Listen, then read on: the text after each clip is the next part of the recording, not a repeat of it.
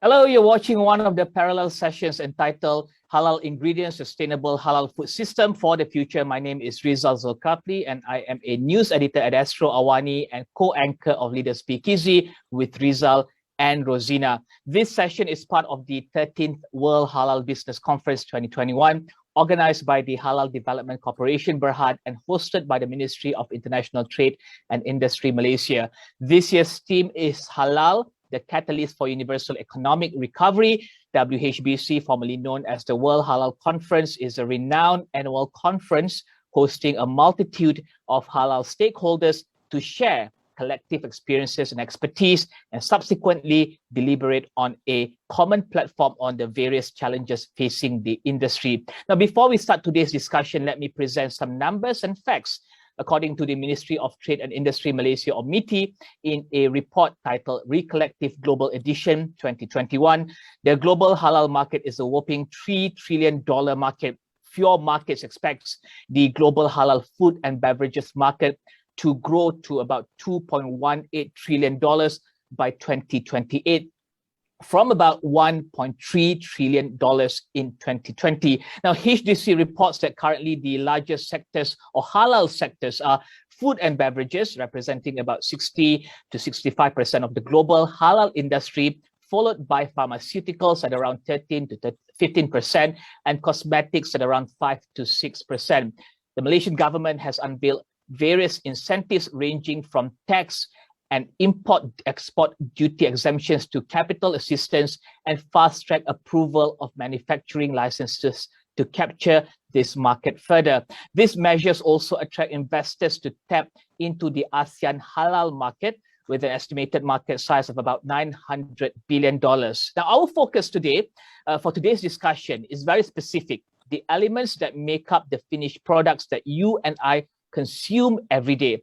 We're talking about halal ingredients and the sustainability of the halal food system for the future. We want to look at the supply chain challenges experienced during the pandemic, the financial aspects of halal ingredients, and support for SMEs and multinationals to capture the regional halal market and the traceability of halal food and ingredients that we consume every day. To discuss these issues, we have with us three esteemed panelists. First, we have Paul Sanda, Senior Trade and Investment Commissioner, Malaysia and Brunei, Australian Trade and Investment Commission, Austrade. Paul is responsible for supporting and facilitating trade, investment, and education links between Malaysia and between Australia and Malaysia, rather. Paul is committed to improving the commercial relationship between both countries by assisting Australian companies wishing to do business in Malaysia and Malaysian companies seeking to invest in Australia. Next, we have Hussam Sultan, Regional Head, Commercial Banking, CIMB Islamic Bank Berhad. Hussam is an experienced international Islamic banker, Islamic banking and finance professional whose interests include product development, commercial banking, international trade, poverty alleviation, fintech, and environmental sustainability. Hussam most recently was the head of commercial banking at HSBC Amanah Malaysia Berhad. Before that, he worked for the Dubai-based investment firm Fajr Capital in various roles and selected strategic projects. And finally, we have Azuddin Rahman, Director of Inno Bioceutical Syndrome Berhad and Vietnam Halal Center Company Limited. Azuddin brings in over 35 years of experience leading top and local foreign companies, top local and foreign companies in oleochemicals, oil and gas, FMCG, personal care and agro industries, and managing global key industry players such as Procter & Gamble, L'Oreal, Colgate, and Unilever. His professional affiliations include being a program advisor committee member of the Malaysia Palm Oil Board, a member of the advisory panel of the Halal Development Corporation, and advisor for the national key economic area for palm oil and downstream activities. So we have 3 rounds of Q&As with the panelists, and then we will take questions from the participants. Please post your questions in the Q&A box and we will address them at the end of the session. Kindly include your name and organization and email, if possible, the person to whom you're addressing the question. Panelists, please be advised that you have about 4 minutes to answer each main question each round. Thank you. Without further ado, let's start with Paul.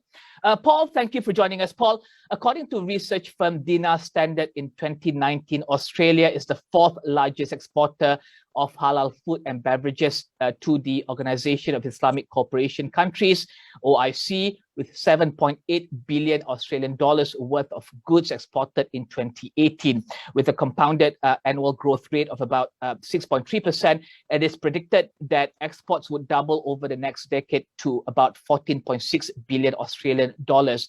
Now, Paul, in 2020, COVID-19 caught us by surprise, and according to Deloitte, the containment measures during the COVID-19 pandemic have drastically impacted the essential flow of food from farms to producers to consumers. Paul, tell us what happened to the halal food industry in Australia last year during the height of the pandemic, and what were the improvements made to ensure the security of the food supply chain, specifically the halal food supply chain? Paul? Thank you, Rizal. And firstly, can I thank the Halal Development Corporation for all the assistance they have provided to my agency and the Australian High Commission more broadly in developing greater collaboration and increased trade and investment flows between Malaysia and Australia, particularly, of course, the halal trade. Congratulations on pushing through with a great conference and business event this year. It's an honour to be part of it, and I firstly acknowledge my esteemed panel members joining the session with me today. Can I take a moment to also, at the outset, acknowledge the challenges we are facing with the current pandemic, the ongoing fight and difficulties. We must remain optimistic, we must remain focused on regaining our freedoms and overall health and well-being. It's events like these that give us an opportunity to communicate, to converse, and to maintain our commitment to a better future. And one that important aspect of that and contribute to that, as you've noted, Rizal, is trade. Australia and Malaysia have a long-standing friendship built on strong bilateral cooperation and mutual respect. The relationship continues to grow based on common interests and a commitment to open and free trade. And in some ways, it's those commitments that have maintained the trade and investment flows even at the height of the COVID pandemic. Malaysia and Australia, as you will know, are now committed to a comprehensive strategic partnership.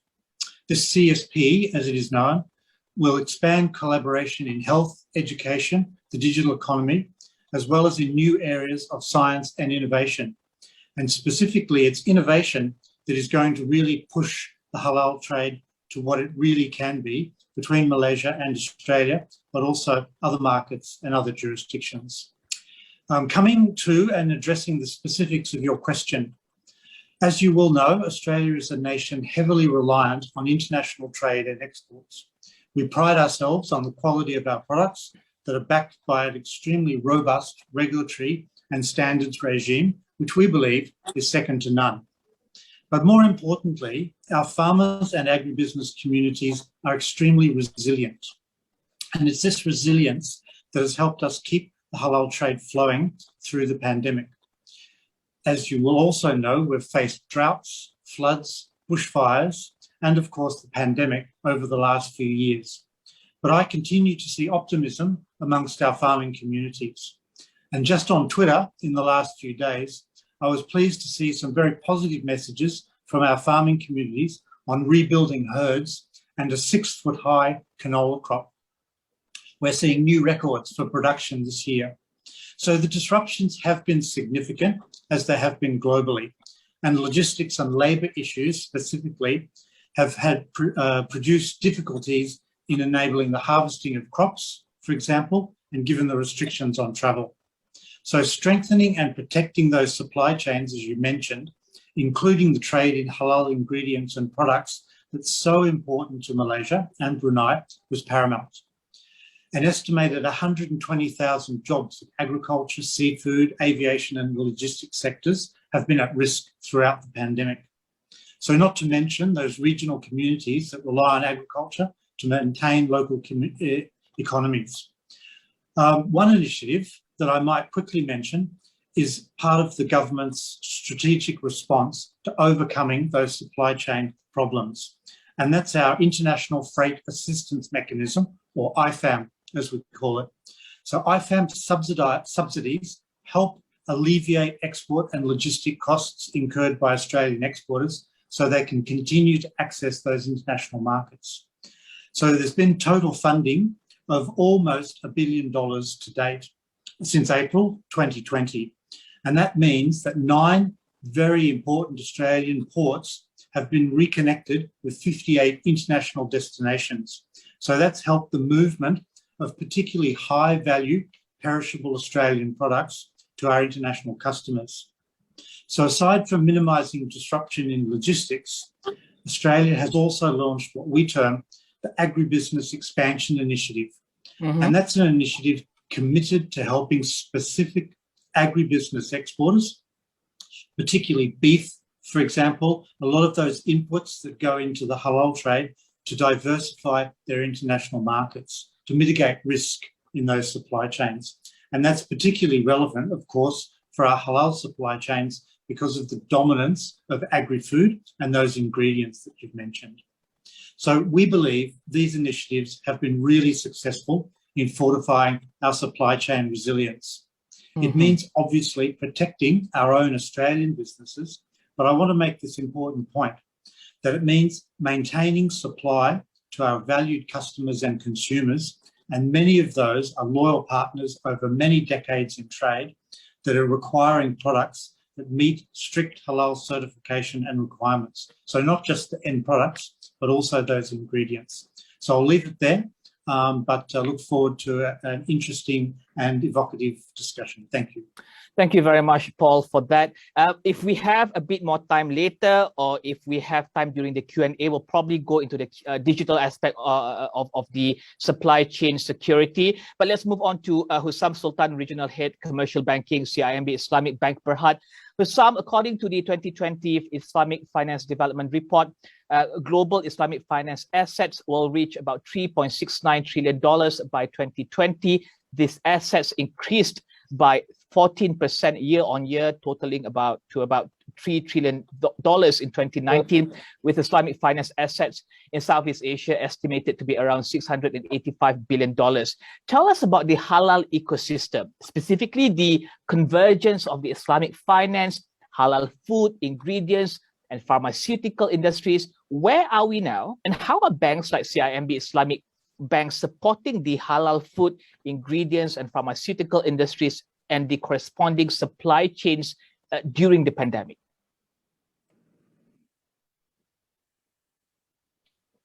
Hussam, I think you're on mute. Perhaps you want to unmute yourself?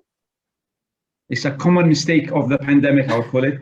So I do apologize. Good afternoon, Don't everyone. worry, I hope everyone is good. Don't worry. I'll still give you 4 minutes, yeah? Come on. Thank you so much. I hope, Azuddin, is a tip for you, so to make sure that you are unmute when thank you so much for the introduction, Rizal, and for the question. I mean, firstly, I would just also echo what Paul said and thank the organizers, and also thank HDC for the long relationship we've had with them for a few years now. And the relationship we've had with various stakeholders in the halal sectors here in Malaysia was exactly for that, subject to your question, is to build an ecosystem. I remember back in September 2018, when we had a big event launching our strategy then called the China-ASEAN Halal Corridor. In fact, that was the very first time the word halal corridor was echoed by a bank, and it was very well received.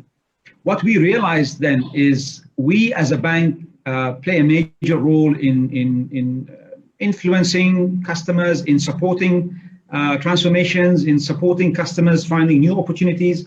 However, a bank will be a bank. You know, a bank will do what a bank does.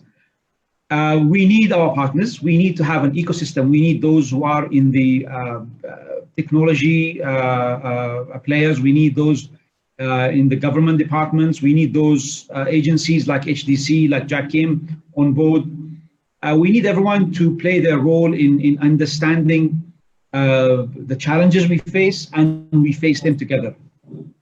So this is when we first realized that having an ecosystem approach whereby everyone is a winner, whereby we all have there's like a network of like-minded organizations. They have a common goal, and that goal here was the development of the global halal economy, and in particular that of Malaysia. You mentioned the State of the Global Islamic Economy report, and if you look at the 2019-2020 report, and if you look at Malaysia have always been ranked #1 for various reasons. Malaysia have given enormous support to businesses, to setting the standards, to launching the very first Islamic financial institution in Tabung Haji back in the 50s, and developing the industry to where it is now.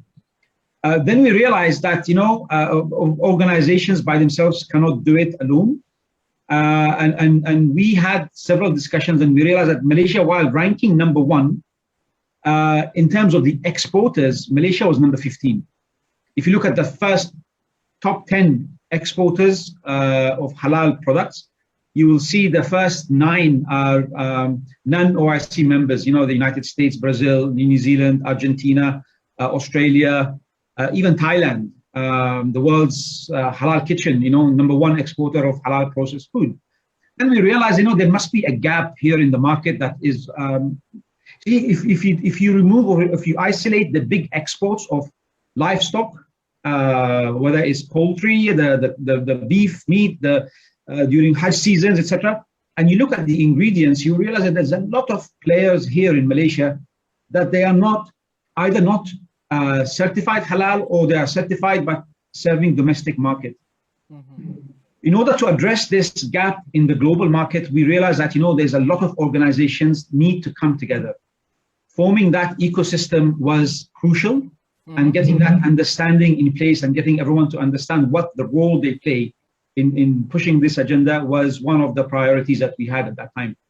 For that, this is why when the Halal Integrated Platform idea was conceived and now launched, we are one of the first to support it, and we hope to play our part in this development. Only this morning I was in another webinar. This is a busy webinar day for me.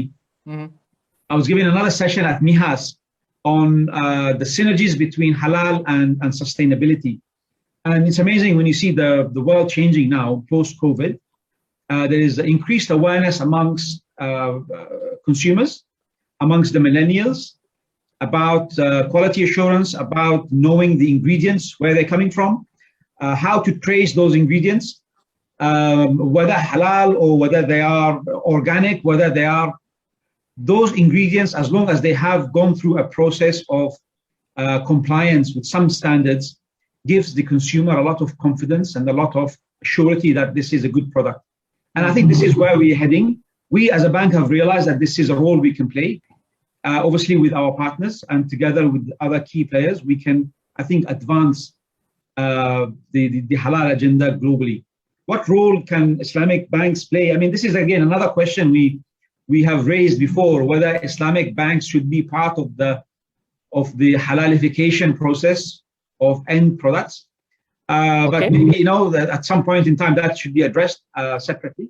But at some point in time, that will come into being as one of the requirements, perhaps. There is a lot to be done to achieve that result, but I think, the role of banks is very, very crucial in the process and in the development. I think the next few years, especially post-COVID, will prove that there will be a lot of global demands, there will be a lot of consumer attitude change, and SMEs, unfortunately, especially in Malaysia, there is an underrepresentation of the total number of SMEs that are in the halal sectors. Probably around 5% are halal certified. Okay. That's a huge gap there. So we hope that we'll be there to address these issues. Yes. We'll come back to this issues that you mentioned earlier after this. But let's talk to Azuddin Rahman. Azuddin, I think Hussam brought up a really interesting keyword there, traceability. And with consumers constantly connected digitally, the demand for information on the products they consume has created an opportunity for traceability using existing technologies, including blockchain. And according to Research and Markets, the global food traceability sector was valued at around $16.8 billion in 2020. And furthermore, the global food traceability sector is projected to reach about $26.1 billion by 2025. With businesses investing in digitalization during the pandemic, how high is traceability on their list, and what benefits will traceability bring to the supply chain actors and consumers? Thank you, Rizal. First and foremost, I would like to thank HDC for inviting me for this panel session. It's an honor to be here. Similarly to my panel colleagues. Yeah, I would like to start off by echoing what Rizal has mentioned and what Hussam has mentioned and what Paul has mentioned earlier on. I think first and foremost, let's understand what is traceability in the first place, right? Traceability is not basically just tracking the movement of the product, but traceability is basically tracking and understanding products produced right from the purchases of the raw material, logistic moving into the manufacturing site, manufacturing then move into a warehouse to the port and to the customers. If you look at the example of just, let's say, producing a food product, right, which requires vegetable or fruits, for example, it is important for these farmers, and more so for the operation like in Malaysia, whereby we have smallholders, right, that they understand what kind of fertilizer they use. That's how it starts, right? What kind of fertilizer they use, how often they use it, right? And what are the residual amount of chemicals that has an impact to the product. And that has to be recorded, basically. That is just a starting point of a traceability. Not to mention when the product moves from logistics to the manufacturer. And the manufacturer, if in this case, if a third party would need to have all those various information, all those various analysis. So the question will be, basically, I would like to just echo to what Hussam has mentioned, right? Traceability, if you look at Malaysian position in terms of exporting, right? We are number 15 in the world, whereby we are leaders in many ways, actually, from a Malaysian context. We are leaders in system, we are leaders in the Islamic banking, but we are far down in terms of export. So that goes back to the question whereby, where is traceability here? Is traceability critical in winning those markets, in expanding those markets? The answer is definitely yes, right? Traceability and halal needs to work in a symbiotic situation. They have to work close hand in hand, right? You cannot say halal is one thing and traceability is the other thing. It has to work together. Even if you produce a halal product, you must have the trace and track elements in order to be competitive, in order to be relevant in the market, in order to win those markets. Because otherwise, we will left, all these players will leave behind. And if you look even at the Malaysian numbers, right, a lot of those are probably cooking oil as well, with regard as food. If you take these numbers out, it could look even lower, right? Is this an issue? Yes, it's an issue. Is there a way to overcome it? Yes, there will be a way to overcome this. I think we have to look at it from two perspectives. Number one is, how do we implement and educate and fund the trace and track processes? Because this is not a simple processes. This education, this needs money, investment, and this needs resources, people who manage this. And I'm sure Paul can share a lot of those experience that they have in Australia. I think that's where their cutting edge is. And we think here we need to share and see how we can leverage each other's strength in order to grow the market, right? So, and if you look at what we have done so far, I mean, if you look at Mat-Trade, for example, right? Mat-Trade has supported in a lot of ways, right? What they do is basically they give financial incentives for onboarding digitalization. They give incentive for digital marketing, right? I think that's a good start. But having said that, how do you embed the trace and track into that marketing package, right? How do you sell this to the market? And if you look at another figures, right, published by HDC anyway, SME accounts to 70% of the total halal produced product in Malaysia, 70% result, right? But if you look into the numbers going for export, it's only 13% derived from the SMEs, right? So, so they are just trapped, basically. They are just trapped in their local environment because the demand to be like what Australia is doing it, because my panelist Paul is here, you can imagine the investment that they do in system, in tools, right? In monitoring, right? Let alone about other incentive. So this is important. I also had the opportunity because we have just started an operation in Vietnam, for example, right? If you look at ASEAN countries, Indonesia is among the world leader in ready-to-cook product processing, right? Thailand is also very strong, right? And I see opportunity a lot of Vietnam. So through Vietnam Halal Corporation, we have an office in Ho Chi Minh, is exploring this, working with OIC, working with the relevant party in order to also enlarge this market. Right? Though it's from the Vietnam market, but we could probably bring the raw material to Malaysia. So we got to understand that traceability is critical. The MNC, the big local companies is investing into it, but the SME, I think there's a lot of room to catch up here, basically. How does it help within the market? It increase the quality, minimize recall, cash flow management, improve customer service result. Thank you. On that note, thank you very much. Azuddin, we have 2 more rounds of Q&As with the panelists, and then we will take questions from the participants. Please post your questions in the Q&A box, and we will address them at the end of this session, and kindly include your name and organization, and if possible, the person to whom you're addressing the question. Paul, let's talk about the bottlenecks that exporters are experiencing right now, and how Austrade and exporters working together with government bodies in Malaysia and in Brunei to address these issues, and can integrated digitalization of logistics and supply chain management help this? Thank you, Rizal, and thank you to my fellow panel members for really stressing the importance of traceability, Azuddin and Hussam. This is an area that is really front of mind for Australian exporters and Australian businesses. Certainly, the pandemic has sort of turbocharged interest, but it was there really much before the pandemic.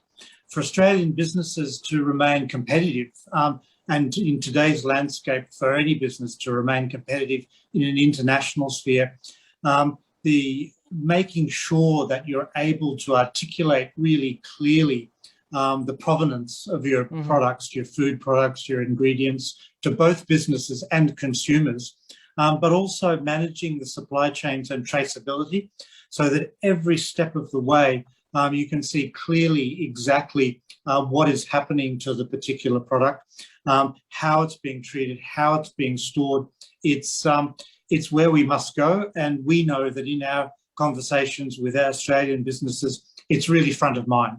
It's there in terms of the investment, it's there in terms of the innovation. So if you take ag tech as a whole, then traceability, provenance, maintaining, an eye on that supply chain is really important. So to your question, Rizal, I would hope that all of the participants on the call today really do understand that Malaysia and Brunei are very, very strong, mature markets for Australian businesses and our export community more broadly. And particularly when it comes to inputs into manufacturing and processing, but also finished food and beverages. And importantly, horticultural produce. So the horticulture of the fruit and vegetables available in supermarkets in Malaysia and Brunei, it's significant. I often think that walking into some of the supermarkets here is like walking into a Coles or Woolworths in Australia. I mean, there are so many Australian products, which is really heartening for us. So while the overall two-way trade is much less than some of our other major trading partners, Malaysia and Brunei also are very, very stable with sustained demand. And I'd like to make that point, which is critical. So our products are really well known, and the transactions, including customs procedures, are generally easy to navigate. While there are some issues on occasion with compliance, and more often than not from the Australian side, they're generally resolved really well through good communications and goodwill on both sides. And look, really the pandemic hasn't really disrupted that good collaboration. There's a really strong history of trade and good business-to-business links. The other thing I suppose I just mentioned that supports, supports the opening up of bottlenecks or minimising bottlenecks is obviously we've created good frameworks that underpin our trade, and agreements such as MAFTA, the Free Trade Agreement, the Comprehensive Strategic Partnership that I've mentioned, all of those really facilitate and streamline that import regulation. And as you said, dialogue between Malaysia particularly and Australia on where we can concentrate in innovation and that digitalisation, digital transformation of some of our systems and processes will be extremely important focus for us over the next few years ahead. So like many countries, our exporters did experience some minor issues at the start, particularly of the pandemic, and that was complicated by disruptions, supply constraints, outside the normal status quo. But I'd say that those were not Malaysia specific. They were also present in many, many other countries and many other trading partners. So importantly, in Malaysia, we have really strong support from the Department of Agriculture, Water and Environment from Australia here in KL. And that assists our companies, our exporters, with issues and queries that, aimed at facilitating smooth trade between both countries. And obviously from the Malaysian side, we're assisted by the relevant agencies there. So as I've said, if there are difficulties, there's active dialogue. And look, it's in the interests of both countries, and it's really front of mind that we achieve mutually beneficial decisions that assist business. And I think that's something that really combines Malaysia and Australia. So one example will be that Malaysian consumers, I'm very pleased to announce, will soon be able to enjoy much more of our fantastic summer fruits, so apricots, plums, those type of fruits. And importantly, as we move towards the end of the year, cherries. So Malaysia has been identified as a priority market for some of those horticultural products and those fruit products. And they'll be backed by really some exciting marketing campaigns. So to go to what Azuddin was saying about, the need for that convergence with traceability, with digital marketing and provenance, I think that's something that you'll see Australia roll out, in Malaysia towards the end of the year. So I'll leave that sort of second round there, but thank you. Thank you very much, Paul. Hussam, let's talk about the support that you provide to SMEs in Malaysia. Malaysia has about 14 industrial parks focusing on halal products, acting as regional hubs for many halal food producers. From your observation, what changes were undertaken by multinationals during the pandemic, and how did local SMEs that is in this ecosystem, how did they participate or benefit from the growth of these multinationals? Do these SMEs or did these SMEs have the capacity to support the multinationals? Are they taking the opportunity to scale up, having seen the supply chain disruption brought about by COVID-19 last year? And how are banks like CIMB, Islamic supporting these local SMEs? Hussam. Thank you, Rizal. It's a good question. You see, right at the probably a few weeks into the pandemic last year, there were a lot of reports coming.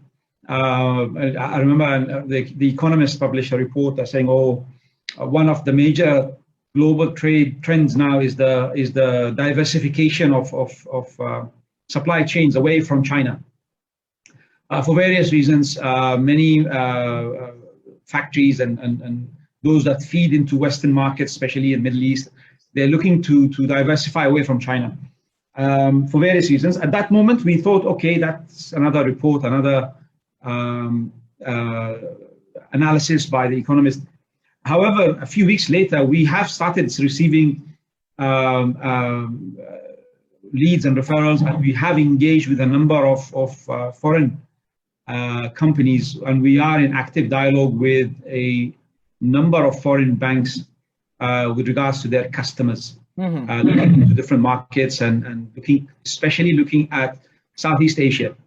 Now, Southeast Asia has several advantages. I would say, with China now, we see with the growth of the economy in China, labor is no longer as cheap as it used to be many years ago. Now it's becoming skilled labor, it's becoming the rise of the middle class there. So the attractiveness of China is no longer in favor of foreign companies.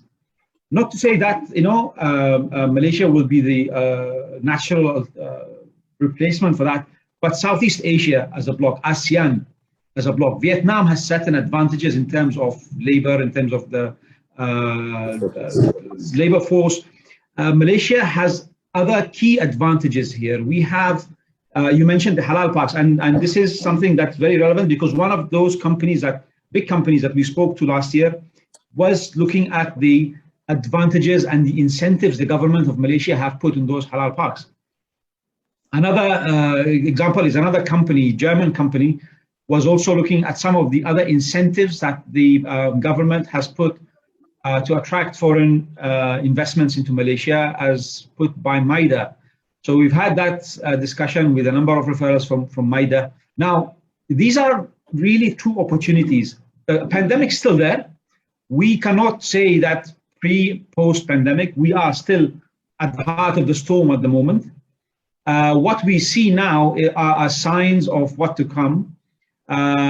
We cannot be sure that this is the way forward. I mean, obviously, there will be some advantages that every company will have an opportunity to take advantage of these changes. What we saw there is that companies, SMEs that were ready for digital transactions benefited. Companies that were at a certain level of standards in their management style, in terms of their resilience. We've done some studies ourselves with one of the local universities here, whereby we created a tool to check. This is during the pandemic in July last year, August last year, to test the resilience of some of our SMEs in Malaysia here, to see how ready they are for big seismic changes, be it the pandemic, if it's prolonged, be it another turn of events. And we found that there's quite a lot of gaps there. Technology was one of them. Efficiency of management systems was there also.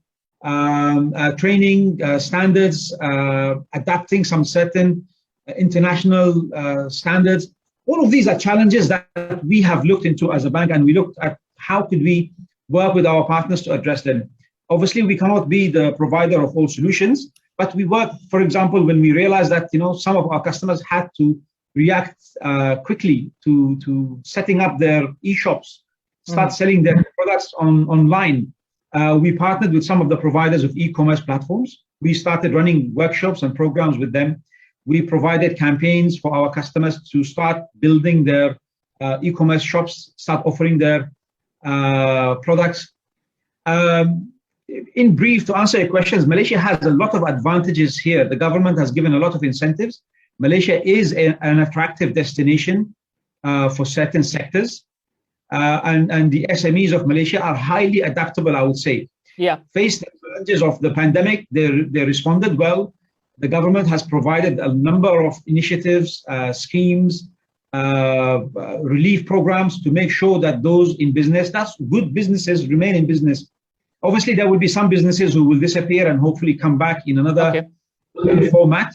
But this is what the reality is. Malaysia has a lot of advantages here. There will be some global changes that will bring, the wind will bring a lot of MNCs to Malaysia.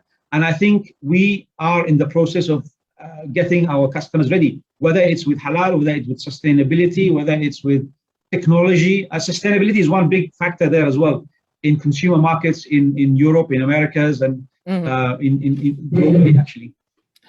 Thank you very much, Hussam. So Azuddin, I think Hussam mentioned sustainability and also Paul mentioned those cherries coming in from Australia later this year. So when I purchase something as a millennial, I want to understand the company, what the company stands for, its values, and the story behind the product. So I'm always looking at the place of origin, the company names, and the stories that accompany the product, say, for example. And most importantly, are the values behind the brand. So according to CEO of the Heart Prize Foundation, by 2060, $62 trillion will be transferred to millennials, the largest intergenerational wealth transfer in history, with the first 5 trillion transferred in 2023. And young people, they favor products, or they favor products and services where they can see the impact, and 60% will pay a premium for it. So what would this mean for companies who are behind in transparency of their operations and its impact on the communities and the environment? And let's try to connect that with traceability as well. How people, when you have traceability, when you have all that in place, the value add that you put into your products and your brand would also increase, and that investment would make a return. Yeah, thank you, Rizal. I think it's a very important point and a very important question, and a timely one as well. I mean, before we talk about the millennials, let's recap. Millennials are those who are born between 1980 to year 2000, basically. And if you look at the world population today, published by United Nations, the world population today is approximately about 7.9 billion, right? Out of which, age between 20 to 39, which belongs to the millennials, is about 2.3 billion, right?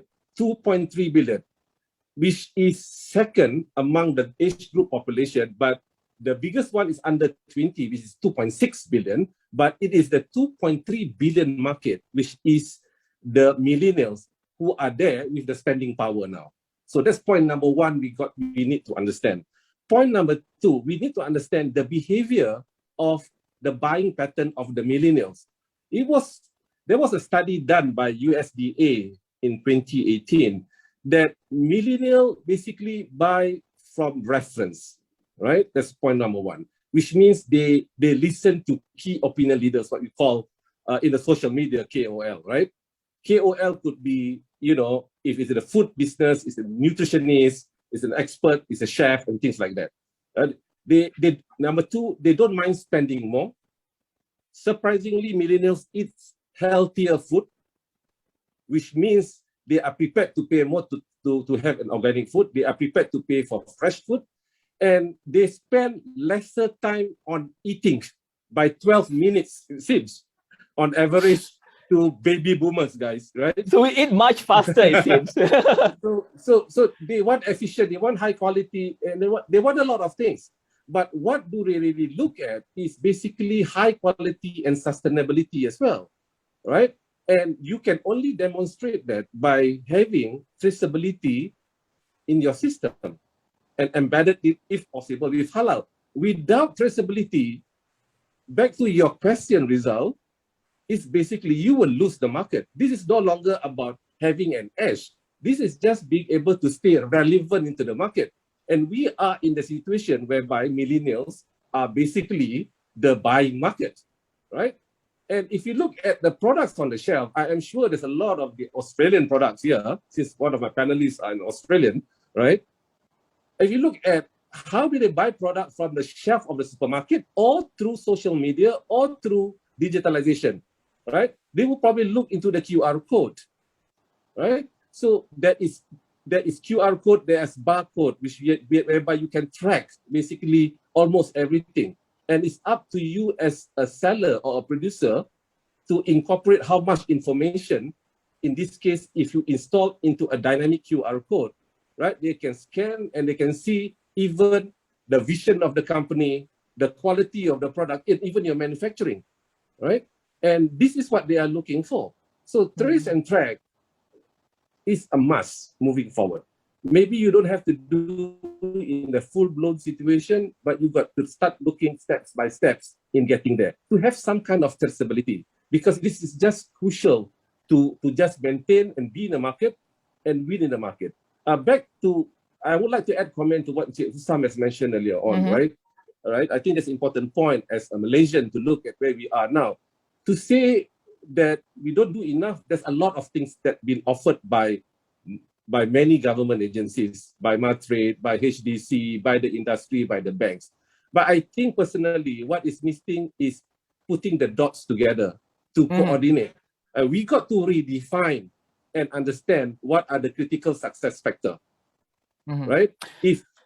Basically, and I think that's where I'm looking at. We could probably need to reform some kind of a steering committee incorporating different experts in the industry. We probably have that, but we got to redefine where we are and what needs to be done and execute that very, very quickly, and fast forwarding it by learning from the people who are already in the top 10 in selling ready to eat product or ready to cook product already in the market. Rizal. Thank you, Rizal. Thank you very much, Azuddin. Paul, speaking of connecting the dots, this year HDC will launch the Halal Integrated Platform. It's a one-stop center for investors looking for information on halal products and services in Malaysia. How does this platform perhaps benefit market players, and will it further strengthen the entire ecosystem of support? Will it be able to connect those dots of the entire halal ecosystem, and for players, halal players from Australia to come in and to look at and to analyze the market properly and see where the opportunity lies? Briefly, Paul. Thank you, Rizal. Before I get to your question, I think acknowledging the importance of the millennials, very, very much so, but don't underestimate the silver economy also. So I care, and many of my colleagues, peers, and many of my friends about the same age really do care about where their foodstuffs come from. They want to know the backstory, the provenance. So it's very important. I think there's a line. I'm not sure I need to know exactly where my carrots came from, but more broadly, I think that's there as well. So companies need to spread their digital marketing across a number of areas. Secondly, Australia is in a really good position to assist Malaysia, in its ambition to become a centre of excellence in terms of halal manufacturing and processing, export, re-export to third markets. I'm really excited by the opportunities and the potential for collaboration there as well. And as you've said, Rizal, a really big part of that is the integrated platform. That platform that's really going to help certainly international companies understand information and insights, and to be able to access business matching capability as well. From what I've seen to date, it's an ambitious but really much needed initiative, because there needs to be something that's going to pull all of that disparate ecosystem together. But the early signs are really, really quite impressive. A couple of really quick points. I know we're running out of time. Consistent messaging and sufficient budget, obviously, to onboard users of the platform and to keep them engaged with fresh insights, with new information. Obviously, the user interface has to be really something, it boils down to really specific, simple things that a platform like that has to have to be able to engage and to be able, and for it to be sustainable over time. one important consideration was how it's promoted offshore, and Okay. certainly my agency, Austrade, and other trade promotion organisations should be a key part of promoting the platform to our businesses in our markets outside of Malaysia.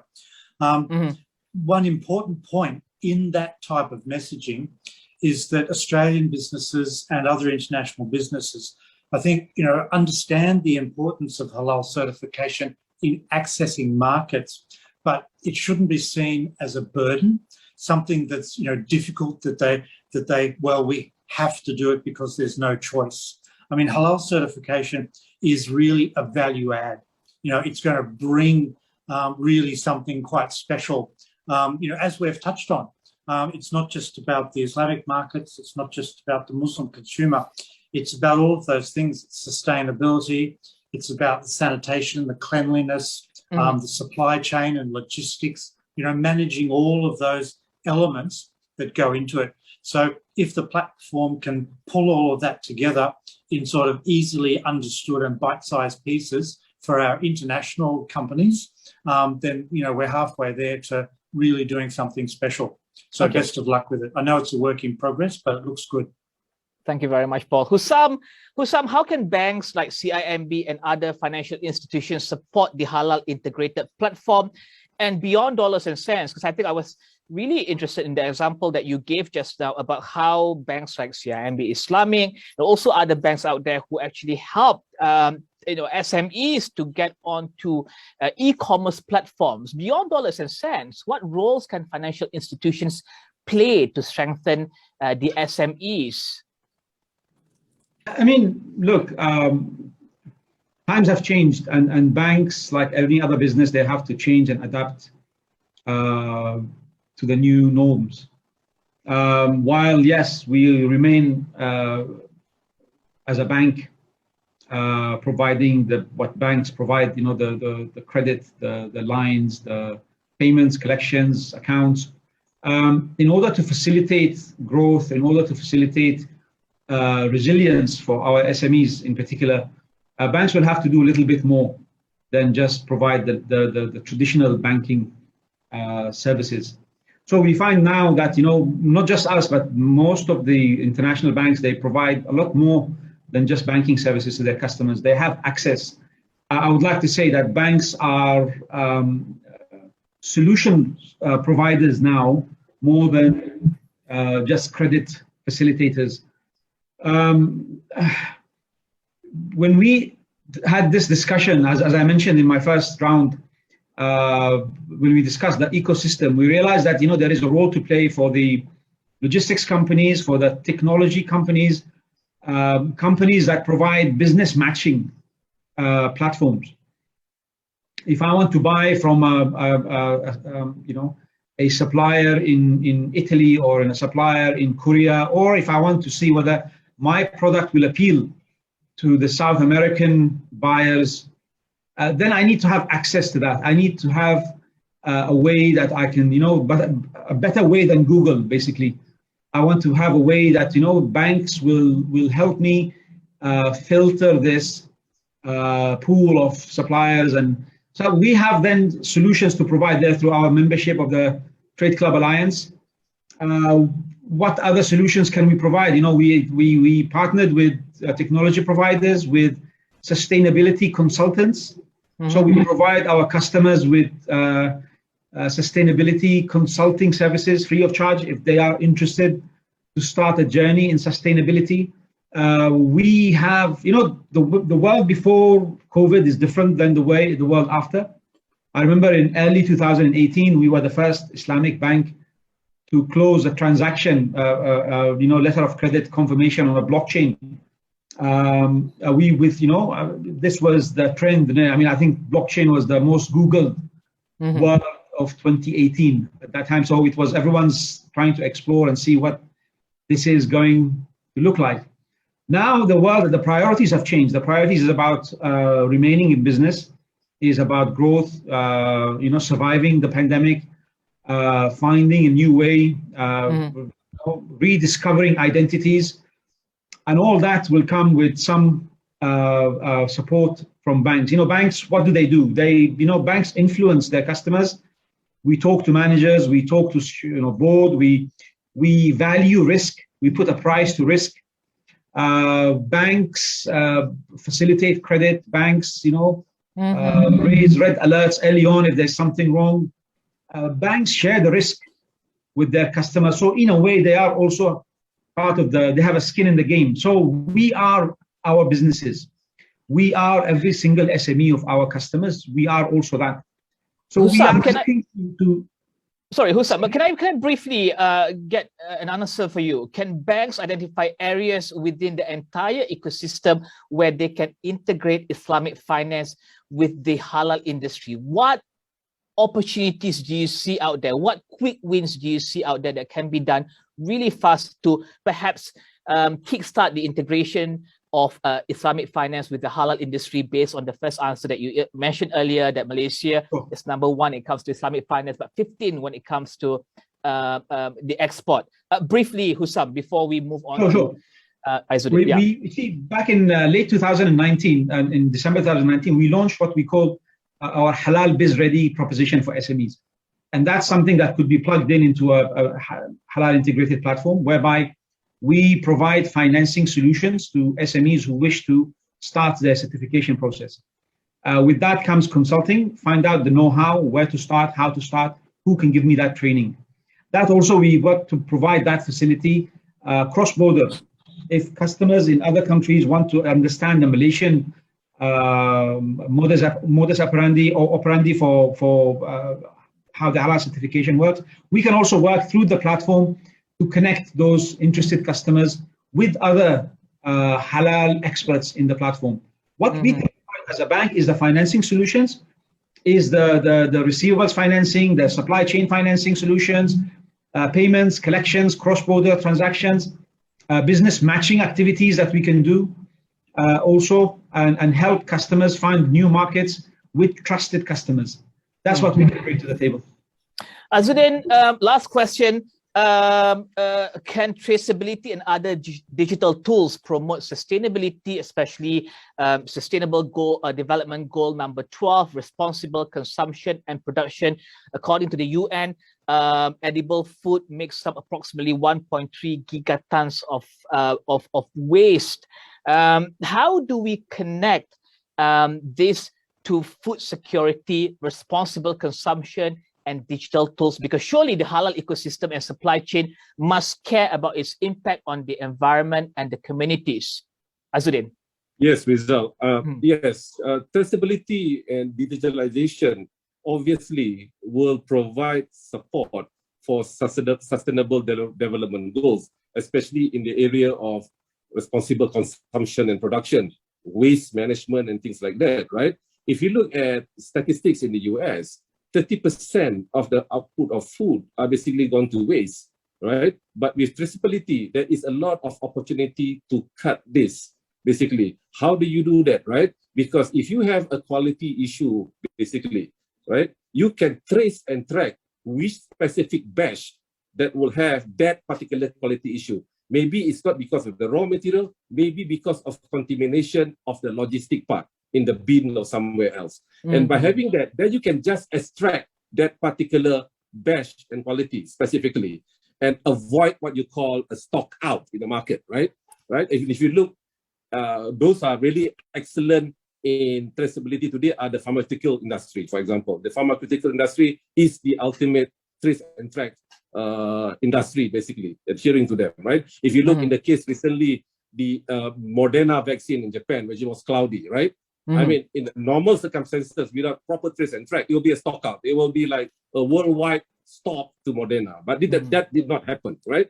So for food, it's similar as well, Rizal, right? So the moment you implement trace and track, you basically have been able to track specifically at what point and what day and who is responsible for the possible contamination, right? It's a process that you must invest, right? And echoing to what Hussam said as well, I mean, we got to do a bit more nowadays, right? Looking at the integrated planning by Halal Development Corporation, right? we do have an integrated process. But if you look at the numbers again, right, numbers don't lie, right? 70% of our exporter belongs to the SME, right? But only 30% are able to export. What does it tell us, right? So yes, we can have an integrated platform, but we need to look further whether if we want to help and assist smallholders, for example, maybe the best way is to build a distribution center, then educate the smallholders to process, guide them to the process, and we consolidate everything at the distribution center, right?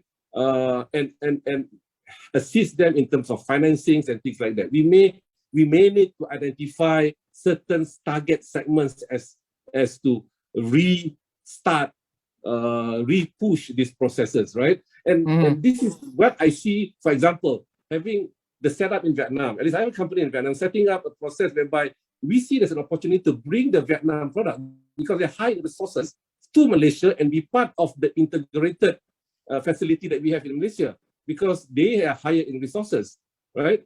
So this is I think traceability is a must. Traceability is something that we need to look at deeply and we need to invest results. Thank you. Thank you very much, Azuddin. Azuddin, Paul, and also Hussam, let's take questions from the participants. We have 3 questions. We have 1 for each. Let's take the first question, which is for Azuddin. Azuddin, besides funding issues, what are the biggest barriers that hinder the adoption of traceability among the local SMEs? I think just now you mentioned about what we can learn from Vietnam with regards to this issue. I think you've addressed that, but let's talk about the adoption of traceability among the local SMEs. What are some of the biggest barriers that hinder the adoption of traceability by local SMEs? Okay, first you got to understand, let's look at where are they basically today, right? When you need to adapt and adopt the traceability processes, you first must have a clear SOP, right? In terms of buying the material, you need to have all the certificate of analysis. You've got to monitor the quality of the raw materials that come in. You've got to understand the process and of manufacturing it or harvesting it or producing it or segregating it. There are detailed processes required here, Rizal, right? And if you're in the plantation, you need to have a place where you keep the products and you got to record it. And then logistic is another thing. That is one, the processor. Then you need people who are able to track this, even before talking about investing in the system, basically, right? And not to mention where to sell the product, because everything starts by defining where you want to sell, right? You cannot work the other way around. Okay, let's produce pineapple because we can export those pineapples, but what do we actually do with it? Do we make puri? Do we make jam? Do we make juices? Do we make something, right? Because those requires different trace and tracks. And this, I think, is the integrated process that we need to adhere to. But would that be very expensive for SMEs, Azuddin? I mean, we the SMEs are struggling to survive. What more to add this cost on top of the cost to just survive? That's the point, Rizal. And this is where banks needs to look and HDC needs to look deeper on how to assist them. It doesn't have to be so detailed, but they need to start somewhere, right? System is something, could be simple. You don't have to make a complicated process in order to have traceability, but you need someone to do it, right? You need to have a simple mechanism to record it, right? You need a process to track it. It could be very simple, but I think the awareness of doing it and for which market that you are going to sell, right? You may not want to try selling to the Australian market, which is very strict, and the US market, right? There are markets who requires middle standards in terms of trace and track, but you can go steps by steps, right? So this is where we are looking at the result. Okay, thank you very much, Azuddin. That question was from Rosaina. We have a question from Gabby for Hussam. Hussam, so far the world is asking for ESG or sustainability in all industries.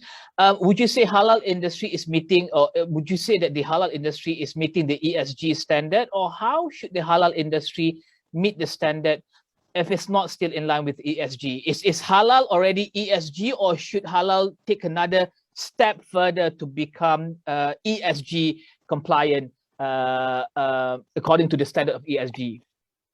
Thank you. I mean, it's my session this morning with Mihas was synergies between halal and sustainability. So the question was very relevant. No, I mean, look, there are a lot of similarities. I mentioned in the morning that there are common grounds between halal and sustainability and ESG, in the sense that there are some expectations that these will meet certain values. When you do something, label it as halal, it means firstly it will go through a process of checking compliance with certain standards. And then in terms of the value system itself, that it has to be done with good intentions, with good, the practice of producing these products. In Islamic law, you have to observe a lot of these conditions. But ESG has evolved to more than just the value-based. And ESG now is a set of operational matters. You have to adhere to certain standards. You have to measure impact. You have to, for example, in the F&B supply chain, how do you source your ingredients? How do you process how do you label your product as green? How do you say that your machines were not emitting too much electricity coming from fossil fuel? How do you know that any byproducts you produce, whether it's waste or toxic material or fumes, or how do you manage that? This has nothing to do with being halal or not. These are just matters of normal activities that have to be adjusted according to those standards of halal. Will give you the Islamic law will give you the reasons to do that. Yes, we should do it. In fact, there's an argument there, and I remember this, reading this I even read it today in my session for Prince Charles when he was addressing the World Islamic Economic Forum in 2013, and which he said, there are expectations from the world that, value-based or faith-based institutions and banks will be delivering what's good for humanity. So in that sense, the expectation that just because you are Islamic bank, it means, or your product is halal, it means you comply with ESG. No. There's still a lot of work to be done there. Okay. They have a lot of values in common. They share a lot of aspirations. Okay. They should be one and the same in many aspects, but there's still a lot of work to be done there. Thank you very much, Hussam. We have one question, the final question for Paul from Nohariti. How much of the ingredients produced for exports are made available to domestic markets in Australia, mainly for the Muslim community in Australia? Paul, briefly, Paul, before we end the session. Thank you very much. That's a very, very specific question that probably needs a more comprehensive response. And I don't have the figures to hand. But I think it's incumbent on our producers and manufacturers to also make sure that our domestic Muslim population have good access to high quality products, to high quality ingredients, and the demand domestically in Australia is strong also. So we see in many cases, given the fluctuations in world trade and the global trade flows, or for example, when we experience natural disasters or other issues, including the pandemic, Australian producers need to balance the international, the exports and the pricing of that with their domestic consumers as well too, because you can always run the risk of positioning the higher price point and international markets, high quality, over your domestic markets, which means you're going to have a problem with brand loyalty ultimately over the longer term with your domestic consumers. So that's always a balancing act for Australian firms. But I'm pleased to say in the majority of cases, they seem to do it correctly and manage both their obligations internationally for buyers as well as domestic consumers. Happy to provide a more consolidated response with some figures and some statistics to the question if required. And thank you very much for your time. Thank you very much to our participants for sharing those questions, and once again to our esteemed panelists for joining us today. Paul Sanda, Senior Trade and Investment Commissioner, Malaysian Brunei, Australian Trade and Investment Commission, Austrade, Hussam Sultan, Regional Head, Commercial Banking, CIMB, Islamic Bank, Berhad, and Azuddin Rahman, Director of Inno Bioceutical, Syndrian Berhad, and Vietnam Halal Center Company Limited. Thank you so much for joining us today. We have now come to the end of this parallel session titled Halal Ingredients Sustainable Halal Food System for the Future on behalf of the Halal Development Corporation. Thank you for joining us, and we'll see you again soon. Thank you. Thank you. Thank you. Thanks. It's been a great pleasure. Thank you. Ben, that's it.